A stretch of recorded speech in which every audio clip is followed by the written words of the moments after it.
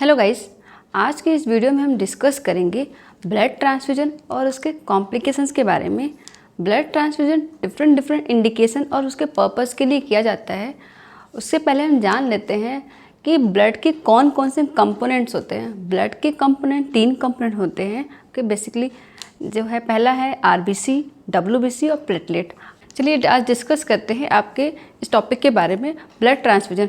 ये टॉपिक आप सभी के लिए बहुत इंपॉर्टेंट होने वाला है, या तो आप क्लिनिकल बेसिस पे क्लिनिकल फील्ड में हैं तो भी, और आप एग्ज़ाम दे रहे हैं उसके लिए भी, सबके लिए ये टॉपिक बहुत इंपॉर्टेंट है। ओके, चलिए स्टार्ट करते हैं आज के टॉपिक के बारे में। ब्लड ट्रांसफ्यूजन और इसके कॉम्प्लिकेशन। ब्लड ट्रांसफ्यूजन के पहले हम देख लेते हैं ट्रांसफ्यूजन की ज़रूरत क्यों पड़ी, इंडिकेशन क्या क्या हैं इसके। पीपल हु हैव सर्जरी, कोई पर्सन है उसकी सर्जरी हो रही है, सर्जरी होने वाली है, तो उस पर्सन में ब्लड लॉस होगा तो इस वजह से ब्लड की वॉल्यूम को रिप्लेस करने के लिए ब्लड ट्रांसफ्यूजन की इंडिकेशन है। ब्लड ट्रांसफ्यूजन किया जाता है। कोई हार्ट सर्जरी है, एब्डोमेन सर्जरी है, लेग सर्जरी है, या फिर लिम्ब सर्जरी है, ब्रेन सर्जरी है, कोई भी सर्जरी में ये है वॉल्यूम को रिप्लेस करने के लिए, ब्लड लॉस हुआ है उसको रिप्लेस करने के लिए ब्लड ट्रांसफ्यूज किया जाता है। नेक्स्ट है एनीमिया। किसी पर्सन में सीवियर एनीमिया है तो उस पर्सन में अगर डाइटरी मॉडिफिकेशन के थ्रू एनीमिया ट्रीट नहीं हो रहा है, देन इंडिकेशन होता है क्या, ब्लड ट्रांसफ्यूजन का। नेक्स्ट है ब्लीडिंग डिसऑर्डर। किसी पर्सन में ब्लीडिंग डिसऑर्डर है, पर्सन में भी हम होल ब्लड ट्रांसफ्यूजन करने का इंडिकेशन होता है। कुछ हेरिडिटी डिजीज है जैसे हीमोफीलिया, थैलेसीमिया, इन सब में ब्लड ट्रांसफ्यूजन की नीड पड़ती है टाइम टू टाइम पे। Inability to make enough blood. कुछ ऐसे डिजीज़ हैं जिसकी वजह से ब्लड का फॉर्मेशन रुक जाता है, ब्लड फॉर्म नहीं हो पाता है। फॉर एग्जांपल ल्यूकेमिया, ऐसे पर्सन्स में भी ब्लड ट्रांसफ्यूजन की नीड पड़ती है। Okay, this is for indication for the blood transfusion. Next है पर्पज़। क्या पर्पज़ रहता है ब्लड ट्रांसफ्यूजन का।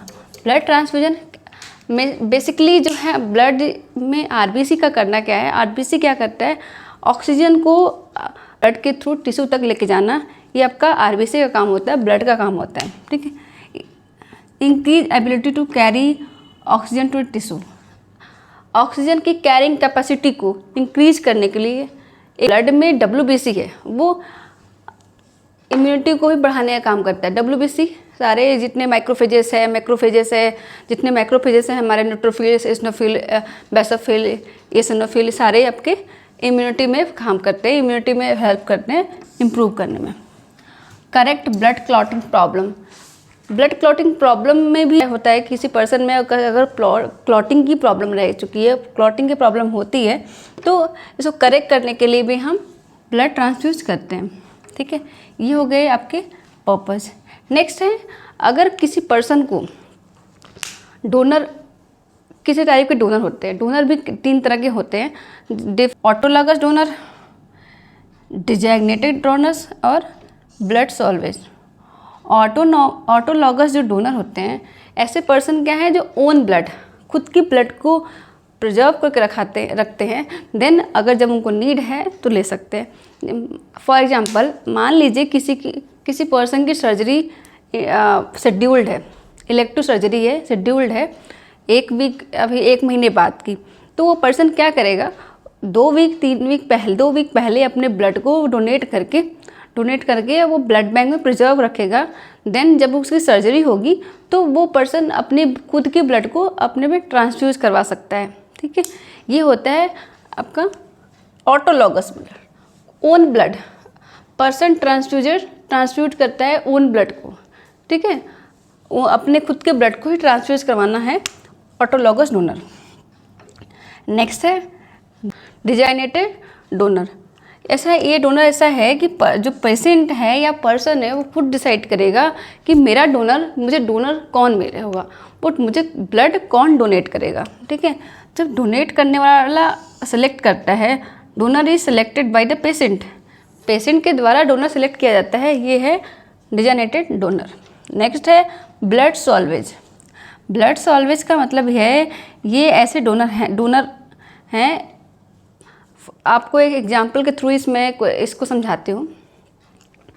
कोई पर्सन है, उनकी सर्जरी हो रही है, ब्लड लॉस, सर्जरी के टाइम पे ब्लड लॉस काफ़ी होता है।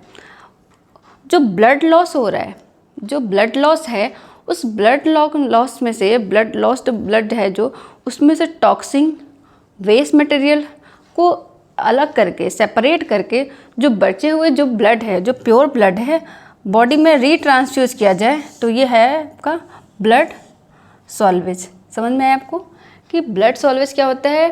किसी भी ब्लड को सर्जरी के दौरान जो ब्लड के टॉक्सिन, वेस्ट मटेरियल को रिमूव करके, उसको सेपरेट करके रीट्रांसफ्यूजन करना सेम बॉडी में, ये आपका क्या है? Blood salvage. ये हो गए आपके इंडिकेशन, पर्पस और डोनर के टाइप्स। नेक्स्ट हम बात करते हैं कि आपके ब्लड के प्रोडक्ट कौन कौन से हैं, कौन कौन से प्रोडक्ट जो है ब्लड को ट्रांसफ्यूज करते हैं किस किस टाइम पे। फर्स्ट है होल ब्लड, इसको आप PRBC के नाम से भी जानते होंगे, PRBC, ठीक है, packed red blood cells. Okay, इसको आप अप टू 35 डे तक क्या है? प्रिजर्व कर सकते हो। होल ब्लड है, ये फ्लूइड रिप्लेसमेंट की तरह काम करता है। होल ब्लड, इसमें आपका पूरे सेल्स होंगे, आपके सारे जितने कंपोनेंट्स हैं ब्लड सारे होंगे, ठीक है। ये आपको 35 डे तक प्रिजर्व कर सकते हो, उसके बाद ये एक्सपायर हो जाता है, उसके बाद इसकी लाइफ स्पैन कम हो जाती है, ख़त्म हो जाती है। अमाउंट कितने होता है? 350 ml अमाउंट होता है और 50 ml इसमें प्रिजर्वेटिव मिले होते हैं, तो मीन्स 300 प्लस 50 ml। 50 ml क्या होगा? इसमें प्रिजर्वेटिव होगा। 300 आपका ब्लड और 50 ml प्रिजर्वेटिव। प्रिजर्वेटिव का क्या क्या यूज होता है? Citrate, phosphate and dextrose. Citrate, phosphate and dextrose. Citrate क्यों यूज करते हैं? क्योंकि ये कैल्शियम को बाइंड करके रखता है, ठीक है। नेक्स्ट है ट्रांसफ्यूजन टाइम। होल ब्लड जो PRBC का ट्रांसफ्यूजन टाइम होगा वो 3 to 4 आवर्स होते हैं, ठीक है। मेनली जो है 2 to 4 आवर्स के बीच में, हम 3 to 4 आवर्स के बीच में इसको ट्रांसफ्यूज कर देते हैं। अगर इनकेस 4 आवर्स से ज़्यादा हो गया, ट्रांसफ्यूजन टाइम 4 आवर्स से ज़्यादा हो गया, तो क्या है कि पर्सन में सेप्सिस या फिर सेप्सिस का होने का चांसेस हो सकता है, जिसमें ब्लड में इन्फेक्शन के होने के चांसेस हो जाते हैं। इसलिए इसको ट्रांसफ्यूजन टाइम विदिन 4 आवर देना होता है। अगर ऑप्शन में आपको मिले विदिन 4 आवर तो ये ऑप्शन सही होगा। अगर आपको वैल्यू रेंज मिले तो 3 to 4 our is correct. Okay, effect can be seen after 8 hours. इसका मीन्स है कि 8 आवर्स के बाद, ट्रांसफ्यूजन के 8 घंटे के बाद आप अगर ब्लड टेस्ट या CBC कराते हैं तो उसमें आपका जो PRBC जितना आपने डोनेट किया, जितना आपने ट्रांसफ्यूज किया है, उसके अकॉर्डिंग ये इंक्रीज हो जाएगा हेमाटोक्रिट और हीमोग्लोबिन लेवल। इफेक्ट शो करता है 8 आवर्स के अंदर, आफ्टर 8 घंटे के बाद ही आपको इफेक्ट दिखेगा ब्लड में। 1 यूनिट इंक्रीज, अब 1 यूनिट किसी पर्सन में दिया गया है, ट्रांसफ्यूज किया गया है, तो हीमोग्लोबिन का लेवल जो है 1 ग्राम पर DL, 1 ग्राम हीमोग्लोबिन बढ़ेगा और साथ में 3% हीमाटोक्रिट लेवल। याद रखिएगा, अगर आपने 1 यूनिट PRBC ट्रांसफ्यूज करी है तो 1 ग्राम जो है हीमोग्लोबिन वो इंक्रीज होगा, 1 ग्राम हीमोग्लोबिन और 3% haematocrit. Okay, this is all about for whole blood या फिर PRBCs। नेक्स्ट है फ्रेश फ्रोजन प्लाज्मा, जिसको हम केवल प्लाज्मा भी कहते हैं, ठीक है। फ्रेश फ्रोजन प्लाज्मा है प्लाज्मा, FFP, शॉर्ट में इसको FFP बोला जाता है। इसकी स्टोरेज टाइम होती है, स्टोरेज होता है -20 डिग्री पे स्टोर किया जाता है, और इसको जो स्टोर किया जाता है 2 to 8 डिग्री सेंटीग्रेड पे, ठीक है। 2 to 8 डिग्री सेंटीग्रेड पे किया जाता है इसका स्टोरेज है। इसका -20 डिग्री पे नेगेटिव टेम्परेचर पे स्टोर होता है। स्टोरेज टाइमिंग, स्टोरेज टेम्परेचर है -20 degree for 1 years. Transfusion time 1 to 2 hours में इसको ट्रांसफ्यूज कर देते हैं, 1 से 2 घंटे के अंदर भी ट्रांसफ्यूज करना होता है। अमाउंट इसमें जो होता है 200 से 250 ml पर यूनिट, एक यूनिट में 200 से 250 ml एक यूनिट में होगा। ये हो गया FFP के बारे में। क्लॉटिंग फैक्टर, क्लॉटिंग फैक्टर क्या है? क्लॉटिंग फैक्टर जो है उन पर्सन में देते हैं जहाँ पे जिन पर्सन में क्लॉटिंग फैक्टर की डिफिशियंसी हो, तो किस में यूज़ करेंगे clotting factor? Haemophilia A. Haemophilia एक क्लॉटिंग डिसऑर्डर है जिसमें क्लॉटिंग फैक्टर की डिफिशियंसी होती है, फैक्टर 8 नहीं होता उसमें, तो ऐसे पेशेंट को क्लॉटिंग फैक्टर ट्रांसफ्यूज किया जाता है। ये भी आपका स्टोर होता है -20 डिग्री पे और इसका ट्रांसफ्यूजन टाइम होता है 15 to 30 मिनट। विदिन 30 मिनट इसको ट्रांसफ्यूज करना होता है। अमाउंट होता है इसका 50 to 100 ml। और हाँ, एक बात एक इम्पॉर्टेंट ये है कि इसको स्टोर नहीं किया जाता है, नॉट स्टोर्ड, सेपरेट करके तुरंत इमीडिएट ट्रांसफ्यूजन, ठीक है, इमीडिएट ट्रांसफ्यूज कर देते हैं, इमीडिएट ट्रांसफ्यूज, स्टोर नहीं करते हैं। जैसे सेपरेट किया इसको ट्रांसफ्यूज करेंगे, स्टोरिंग का कोई इसमें स्टोरी नहीं है। नेक्स्ट देखेंगे ब्लड ग्रुपिंग के बारे में। ब्लड ग्रुपिंग आप बचपन से पढ़ते आ रहे हो, blood grouping, blood group A B O ये सारे होते हैं, और बी आपका यूनिवर्सल रेसिपिएंट होता है, ओ यूनिवर्सल डोनर होता है। नेक्स्ट ये आप देख लीजिएगा कि RS पॉजिटिव RS नेगेटिव, ठीक है, RS फैक्टर अगर किसी पर्सन में RS फैक्टर पॉजिटिव है, RS फैक्टर पॉजिटिव है तो वो रिसीव करेगा RS पॉजिटिव और RS नेगेटिव ब्लड, दोनों तरह के ब्लड को रिसीव कर सकता है। अगर पर्सन RS पॉजिटिव है तो RS पॉजिटिव और नेगेटिव दोनों रिसीव कर सकता है। अगर कोई पर्सन RS नेगेटिव है, receive only RS negative blood. For example आप देखिएगा यहाँ पे जो भी आपका ब्लड ग्रुप है इसमें A पॉजिटिव A नेगेटिव ये रहेगा, B positive B negative, okay, AB positive AB negative, O positive O negative, इस तरह के ब्लड ग्रुप बनते हैं with RH positive RH negative के बेसिस पे। अगर कोई पर्सन है, मान लीजिए हम O नेगेटिव ब्लड को ले लेते हैं, ठीक है, इसमें से आप देख लीजिएगा ये जो है RH पॉजिटिव है वो यूनिवर्सल डोनर में आ जाता है और आपका O negative AB positive universal recipient में आएगा, ओके, और O नेगेटिव यूनिवर्सल डोनर में। अगर कोई पर्सन O नेगेटिव का है, O नेगेटिव है, इस कॉन्सेप्ट लेकर चलते हैं, अगर वो RS नेगेटिव है, O नेगेटिव है, तो ये केवल आपका O नेगेटिव ब्लड ही रिसीव करेगा, O नेगेटिव ब्लड ही रिसीव करेगा, O पॉजिटिव ब्लड नहीं रिसीव कर सकता।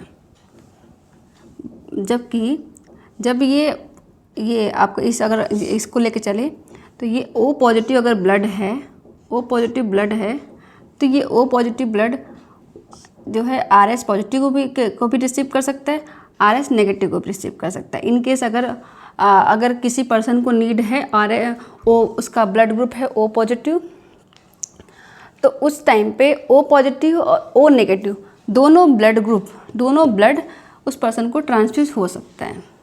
मीन्स कि RS पॉजिटिव अगर पर्सन है तो वो दोनों तरह के ब्लड को रिसीव कर सकता है, RS पॉजिटिव और RS नेगेटिव दोनों, बोथ, ओके।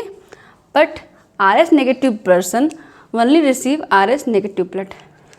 जैसे किसी पर्सन का ब्लड ग्रुप B पॉजिटिव है, B पॉजिटिव पर्सन के जो ब्लड ग्रुप हैं, वैसे पर्सन को अगर ब्लड की नीड होती है तो B नेगेटिव ब्लड को भी रिसीव कर सकते हैं, B पॉजिटिव ब्लड को भी रिसीव कर सकते हैं, ठीक।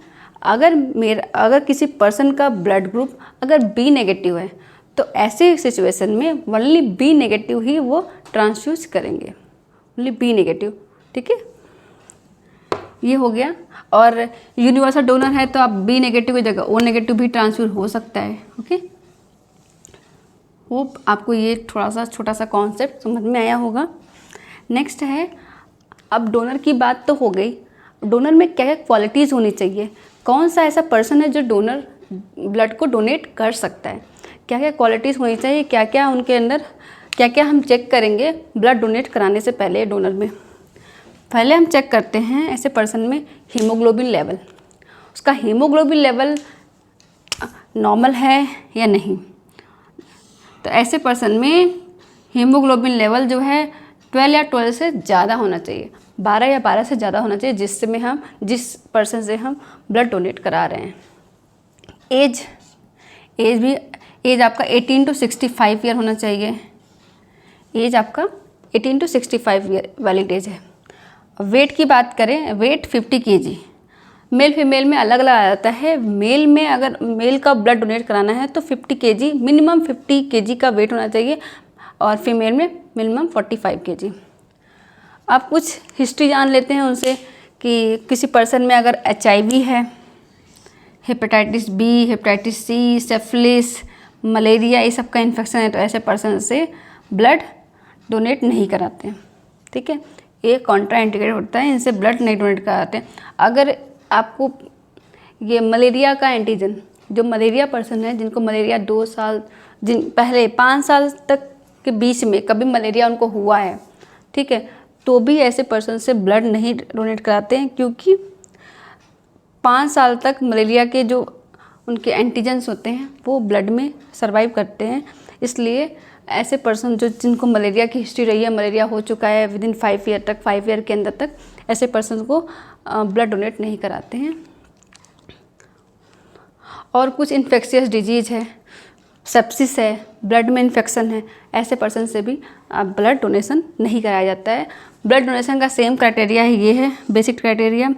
उसके बाद कुछ डिजीज़ कंडीशन पूछ लेते हैं उनसे। अगर डिजीज़ कंडीशन अगर नॉर्मल है, कोई प्रॉब्लम नहीं है, तो हम ब्लड डोनेशन ऐसे पर्सन से करा सकते हैं। ठीक है, आगे की टॉपिक्स को डिस्कस करेंगे नेक्स्ट वीडियो में। ओके।